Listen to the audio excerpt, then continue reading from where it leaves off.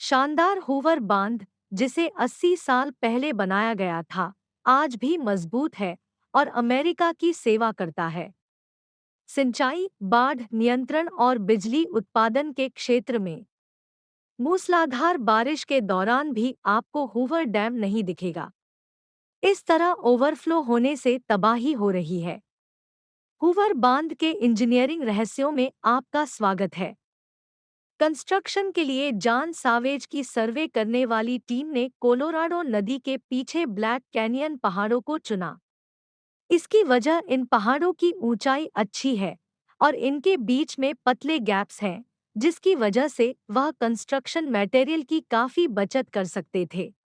लेकिन इस प्रोजेक्ट के मुख्य इंजीनियर के लिए अभी भी कई सारी डिजाइन चुनौतियां मौजूद थी। चलो एक समान चौड़ाई की एक सीधी कंक्रीट की दीवार की डिजाइन के साथ शुरुआत करते हैं। पानी के तेज दबाव की वजह से दीवार बैंड हो जाएगी और जिससे डैम में क्रैक आ जाएंगे।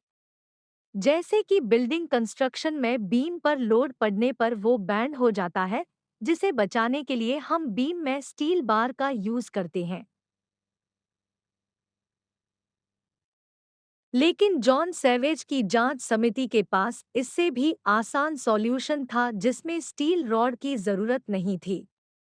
उन्होंने इस डैम को आर्च शेप में बनाया ताकि पानी का दबाव जब पड़े तो डैम में कंप्रेशन जोन बढ़े, जिससे डैम की मजबूती बरकरार रहे। क्योंकि कंक्रीट कंप्रेशन में ज्यादा स्ट्रॉन्ग होता है टेंशन के मुकाबले, कंक्रीट इस कंप्रेशन जोन का सामना कर सकता है। यह डैम टेक्नोलॉजी की खूबसूरती की मिसाल है। लेकिन अगर डैम पर ऊपर से दबाव पड़ता है, तो पानी के दबाव की वजह से यह गिर सकता है। इसलिए नीचे बेस की तरफ थोड़ा थोड़ा करके डैम की चौड़ाई को बढ़ाकर इस समस्या को सुलझाया गया। यह तरीका डैम की बॉडी के सेंटर ऑफ ग्रेविटी को कम कर देगा। सेंटर ऑफ ग्रेविटी जितनी कम होगी, उस ऑब्जेक्ट की स्टेबिलिटी उतनी ही ज्यादा होगी। इस तरह के डैम को ग्रेविटी डैम कहा जाता है और इस डिजाइन के साथ स्ट्रेस और स्टेबिलिटी की समस्या को सुलझाया जा सकता है। डैम निर्माण के लिए अगली बड़ी चुनौती थी डैम की ऊंचाई। डैम की ऊंचाई जितनी ज्यादा होगी, उसकी पानी स्टोर करने की क्षमता भी उतनी ज्यादा होगी। बिजली उत्पादन और बाढ़ नियंत्रण के लिए यह एक फायदा है। लेकिन पहाड़ की दीवारों जितनी ऊंचाई का डैम बना पाना मुमकिन नहीं था। इसलिए ऐसी ऊंचाई को रखा गया जो कॉस्ट इफेक्टिव थी, आसपास के शहरों की पानी की मांग के अनुसार थी और बाढ़ को भी नियंत्रित कर सकती थी। उन्होंने 726 फीट की ऊंचाई चुनी। इस डैम का मुख्य डिजाइन हिस्सा अब पूरा हो चुका है। अब है सबसे ज्यादा दिलचस्प हिस्सा था इसका कंस्ट्रक्शन करना। ग्रेविटी डैम होने की वजह से लोड को ट्रांसफर करने के लिए मजबूत पहाड़ी दीवारें चाहिए। चलिए पहाड़ों का क्रॉस सेक्शन लेते हैं। आप देख सकते हैं कि क्रस्ट के पत्थर हवा पानी से नष्ट हो चुके और काफी कमजोर है। इसलिए डैम के कंस्ट्रक्शन के दौरान सबसे पहला काम यह था कि इन सभी कमजोर पत्थरों को तब तक हटाया जाए जब तक केवल मजबूत पत्थर ना बचे। मजबूत पत्थरों के लिए कारीगरों ने जैक हैमर की मदद से छिद्र किए और डायनामाइट को इस्तेमाल करके उन्हें ब्लास्ट किया। ब्लास्ट करने के बाद दीवालों से ढीले पत्थरों को हटाने के लिए कुशल कारीगरों को भेजा गया और खुदाई से निकली मटेरियल्स को ट्रक्स के जरिए ट्रांसफर किया गया।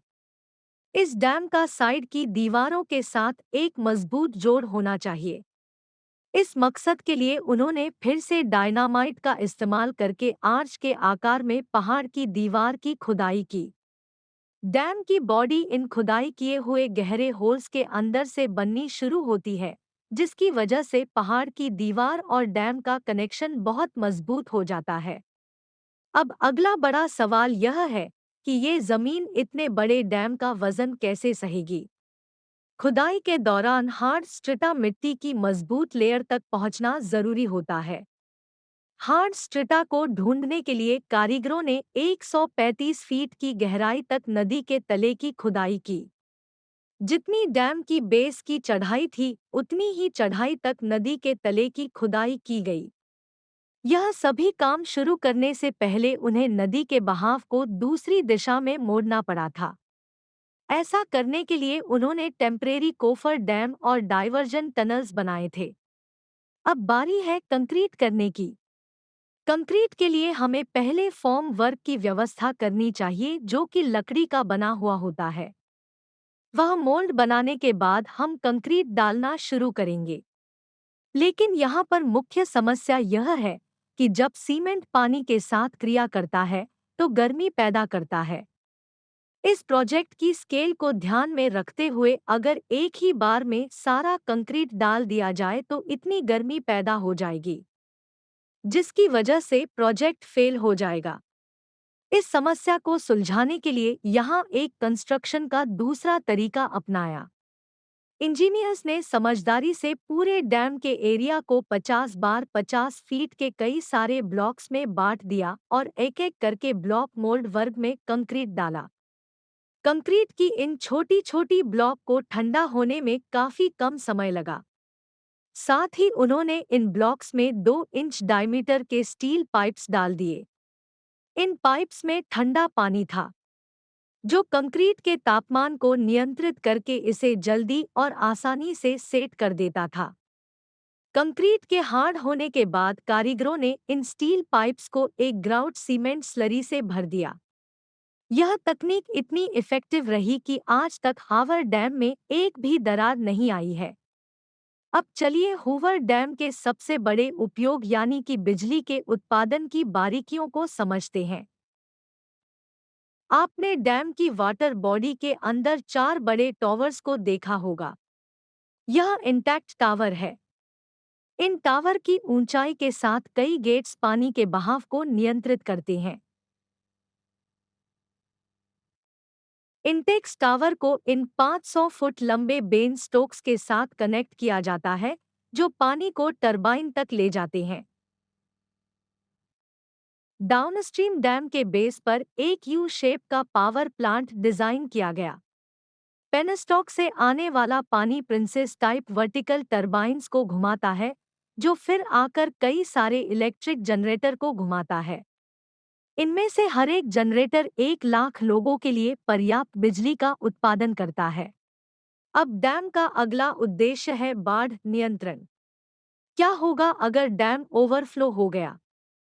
यह बड़ी ही आसानी से डाउनस्ट्रीम में बने हुए स्ट्रक्चर्स को नुकसान पहुंचा सकता है। ऐसी किसी समस्या को सुलझाने के लिए उन्होंने डैम के दोनों तरफ स्पिलवेज नाम के पैसेजवे बना दिए हैं, ताकि पानी को डाउनस्ट्रीम में बहाया जा सके। बाद में इरिगेशन के लिए पानी को डाउनस्ट्रीम आउटलेट के जरिए रिलीज किया जाता है। यह पानी 1 मिलियन एकड़ से ज्यादा जमीन की सिंचाई करता है। इतने बड़े वाटर स्टोरेज फैसिलिटी की वजह से ग्राउंड वाटर रिचार्ज होता है, जिसके चलते आसपास के कुएं के पानी का लेवल भी बढ़ जाता है। यह स्पिलवेज डैम के ऊपर वाले हिस्से से 27 फीट नीचे मौजूद है। अगर पानी उस लेवल तक पहुंच जाता है, तो यह स्पिलवेज में बहना शुरू हो जाता है। क्या आपको पता है कि आप हूवर डैम के बॉडी के अंदर चल सकते हैं? इस डैम के बॉडी में कई सारी सुरंगें छुपी हुई है। उन्हें वाटर सीपेज नाम की प्रक्रिया की वजह से यह सुरंगें बनानी पड़ी, जिसके बारे में हमें पहले से ही पता है। जब लिक्विड पर प्रेशर पड़ता है, तो वह पोरस प्रक्रिया से निकलने लगता है। यहाँ पर पानी के मॉलिक्यूल सीपेज इफेक्ट की वजह से डैम के बॉडी के नीचे मौजूद मिट्टी के जरिए बह जाते हैं। यहाँ पर समस्या यह है कि इस बहाव की वजह से डैम के बेस पर एक हाई अपलिफ्ट दबाव जनरेट होता है, जो कि इसकी स्टेबिलिटी को बहुत कम कर देता है। इसलिए मिस्टर सेवेज ने गैलरी डिजाइन की, एक टनल जो सारे सीपेज वाले पानी को इकट्ठा करता है। यह एक्शन अपलिफ्ट दबाव को काफी हद तक कम कर देता है। इकट्ठा किए हुए पानी को फिर सुरक्षा पूर्वक डिस्चार्ज कर दिया जाता है। यह गैलरी छेद या दरार की जांच करने के लिए भी पैसेजवे देती है। हमें उम्मीद है कि इस इंजीनियरिंग के बारे में जानने में आपको मजा आया होगा। वीडियो खत्म होने से पहले आपको बता दे, इस डैम के निर्माण के दौरान 196 कारीगरों की मृत्यु हुई थी। इस बड़े से सपने को असलियत में बदलने के लिए उन्होंने अपनी जान गंवा दी। आपसे फिर मिलते हैं। वीडियो देखने के लिए धन्यवाद।